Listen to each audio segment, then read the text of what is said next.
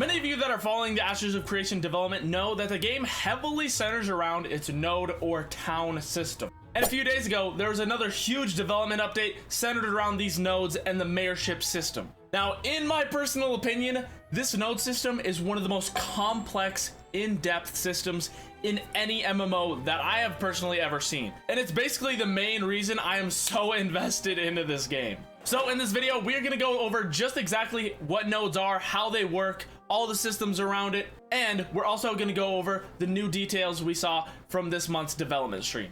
So grab some snacks and get cozy, you copy-matics. All right, before we get into the new stuff, let's talk about the basics. Because there are a lot of intricacies?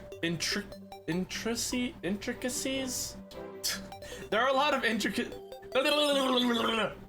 There are levels to this that we have to understand, all right? Okay, so basically there are node areas of influence dotted all over Ashes of Creation's world. Doing things in the area from defeating monsters to even gathering flowers contributes XP to the node. And soon, you will start to see a camp of tents forming. Then, eventually, a village where you can finally become a citizen of that node. Nodes have 6 stages: expedition, encampment, village, town, city, and the final biggest node, the Metropolis. Here's the kicker though. Every time a node levels up, the world changes around you and unlocks different content in that area of influence. And there can only be 5 Metropolis in the entire world at any given point of time. To get to the Metropolis stage, you might have to siege nearby nodes in order to grow that node. So you see how this is gonna work now? Are you connecting the dots? Because this means that basically every server is going to be different. Theoretically, at least. There might be meta abusers or something like that.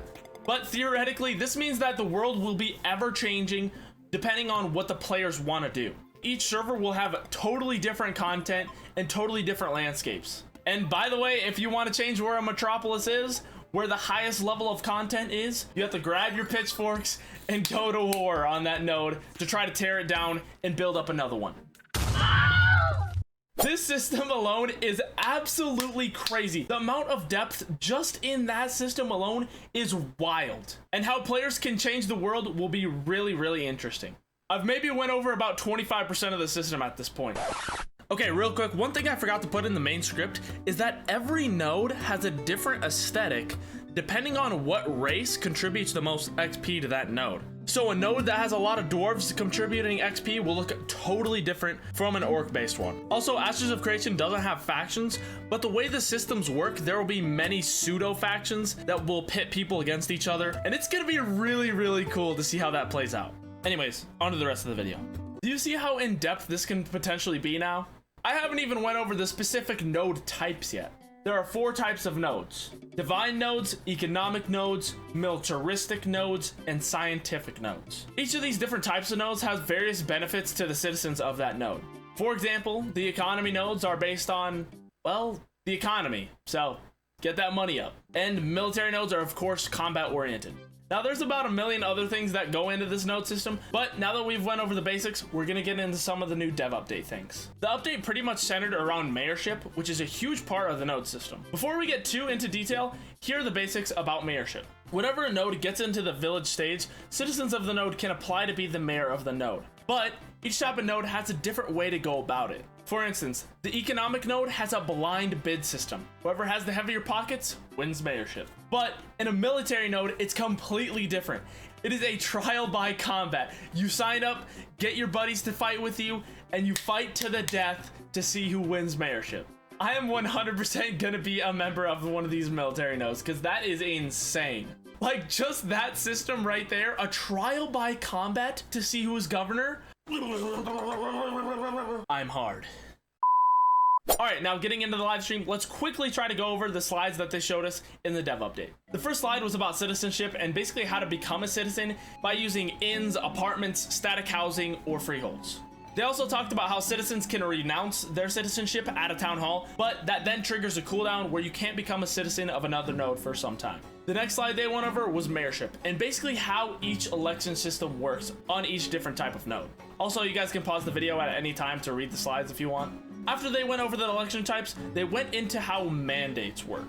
Now, mandates are a mayor energy system that basically allows them to make changes to the node. Citizen participation in these activities will generate mandates. They also talked about how if citizens don't really like the actions you're taking as a mayor, they don't really have to participate in these actions, and you will get less mandates, basically making less changes. So if you're one for the people, you'll get more energy. If you're a bad piece of shit mayor who raises the taxes, you probably won't have that much mandates. All right, now let's go over mayoral commissions. Basically, commissions are a mayor-initiated quest, where if players complete them, the node will receive rewards such as commodities, node-to-node reputation, mandates, and temporary buffs to buildings or zones. For policies, I'm gonna just let the devs go over this one, because my small brain is running out of juice. They're exactly what it sounds like. It's a policy, right? So as a mayor, I want people to be harvesting stone. So I'm going to initiate this stone policy, which is going to provide this benefit to people who are harvesting stone in the zone of influence, right? In order to initiate a policy, citizens will be able to vote on it and either turn down the policy if they don't want it, or accept the policy if they do. Yeah, well, I was just going to say also, too, that's one of the, bringing it back to mandates, that's one of the really powerful uses of mandates, is it allows you to bypass the citizen vote on a policy if you wish. So you can spend that limited energy resource if you really think this policy is important, you need to even just like hotline it, or you think it's good for the citizenship but they're not going to agree with you, you can just say like skip the vote. And that's one of like the cool powers for policies. They then went over service buildings, where the mayor can choose a specific building to be made and the players can vote on whether they want to make it or not. This is honestly a really, really cool part about the system, because they're also talking about how certain nodes can specialize into certain buildings, like a smithy or a blacksmith, or creating spears, creating different types of armor. Like, they can specialize into that stuff, but it'll lock away other upgrade paths. So different nodes will have different like specializations of buildings, which is really cool.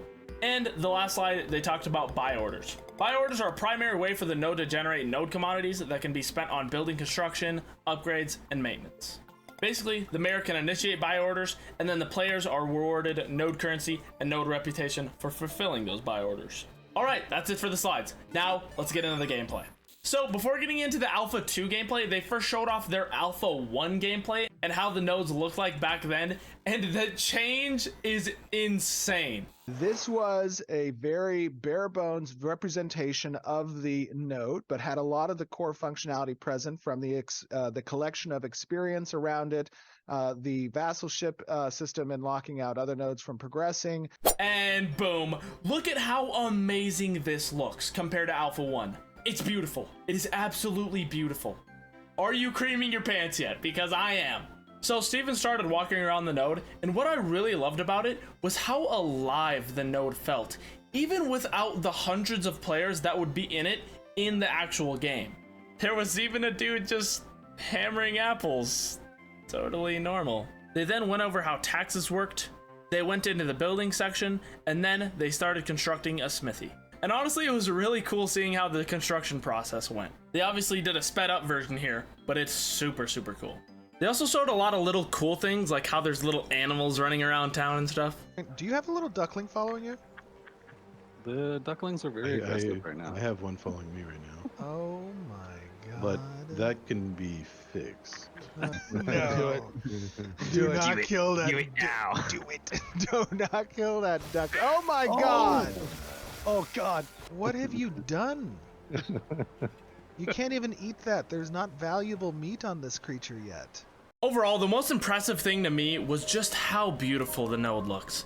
I mean, just look at these scenes.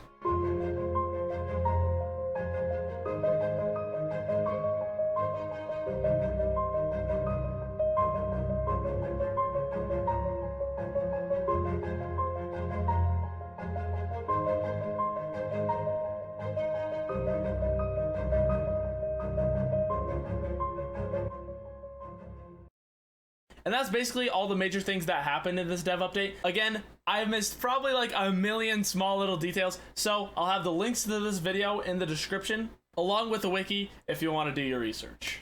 I can't express enough how like hyped I am for this game to come out. You know, I might have to wait a couple of years, but that's all right. But I hope you guys enjoyed this video. Let me know down in the comments what intrigues you most about nodes. Anyways, leave a like, subscribe for more videos in the future, and we'll see you in the next one. Peace!